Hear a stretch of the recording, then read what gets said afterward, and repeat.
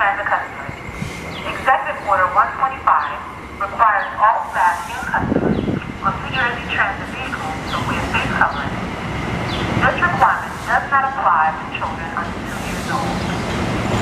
Continuing until further notice, New Jersey Transit, in accordance with Executive Order 107, suggests that all individuals applying public transportation abide by best social distancing practices, including making all efforts to stand or sit 6 feet away from other riders and frequently using sanitizing products.